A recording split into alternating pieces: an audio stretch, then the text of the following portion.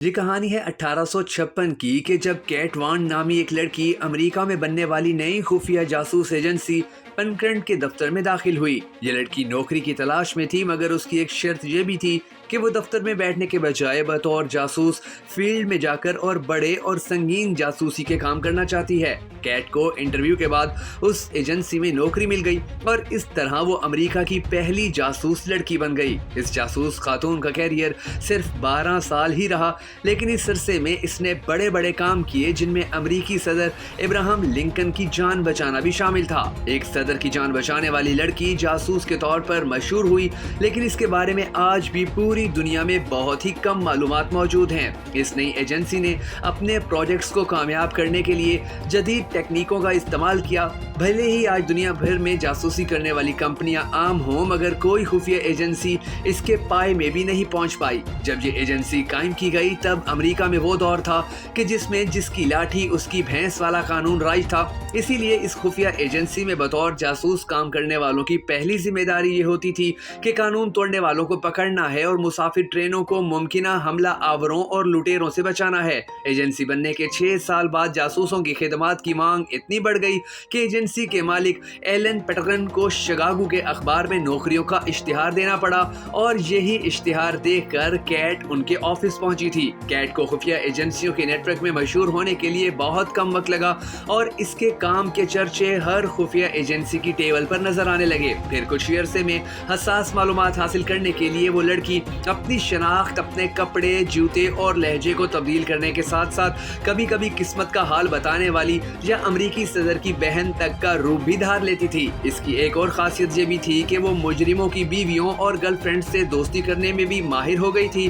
وہ ان کا اعتماد حاصل کرتی اور ان سے وہ معلومات حاصل کر لیتی کہ جو ان کے جرائم پیشہ شوہروں یا پارٹنرز نے ان کے ساتھ شیئر کی ہوتی۔ جاسوسی کے میدان میں کیٹ کے کام کے اچھے ریزلٹس کو دیکھتے ہوئے اس خفیہ ایجنسی نے 1860 میں باقاعدہ خواتین جاسوسوں کا بھی ایک ڈپارٹمنٹ قائم کر دیا۔ کیٹ کی موت 1868 میں نمونیا میں مبتلا ہونے کی وجہ سے ہوئی تھی، اور اپنی زندگی کے آخری دنوں تک وہ جاسوسی کے گر سیکھنے میں بہت سی دوسری خواتین ایجنٹس کی مدد کرتی رہی۔ اس کی زندگی کا مشہور ترین مشن امریکی صدر لنکن کے قتل کی کوشش کو ناکام بنانا تھا۔ نومبر 1860 میں لنکن کے صدر بننے کے بعد اس نے اگلے سال 4 مارچ کو حلف لینا تھا، لیکن جنوب کے لوگوں کا ایک گروپ اس بات کو یقینی بنانے کے لیے تیار تھا کہ ایسا ممکن نہ ہو۔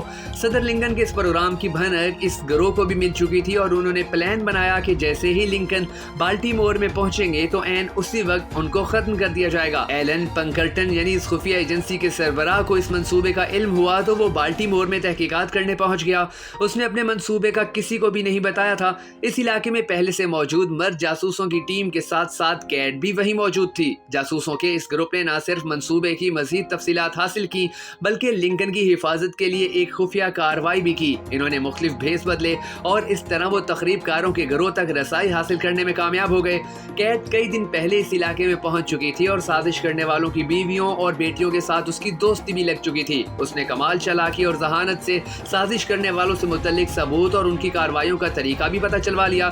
اب ان جاسوسوں کے لیے لنکن کی حفاظت کرنے کا وقت تھا۔ اس رات جب لنکن ایک میٹنگ میں تھے تو کسی نے ان کے کندھے پر تھپکی دی۔ یہ ایک خفیہ سگنل تھا۔ یہ سگنل ملتے ہی وہ اس کمرے سے نکل گئے۔ اس کے بعد امریکی صدر لنکن نے بوڑھے شخص کا بھیس بدلا، جس کی بہن وہی خفیہ ایجنٹ لڑکی کیٹ بنی۔ کیٹ نے اپنے بھائی یعنی لنکن کے ساتھ ریل کار کے آخری ڈبے میں سفر کیا۔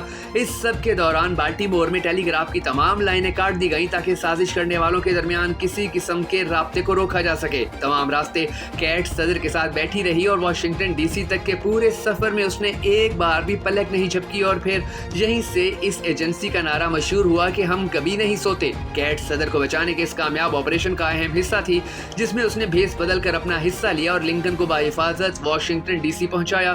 لیکن اس واقعے کے صرف 4 سال بعد ہی فورٹ تھیٹر میں لنکن کو بالآخر قتل کر دیا گیا۔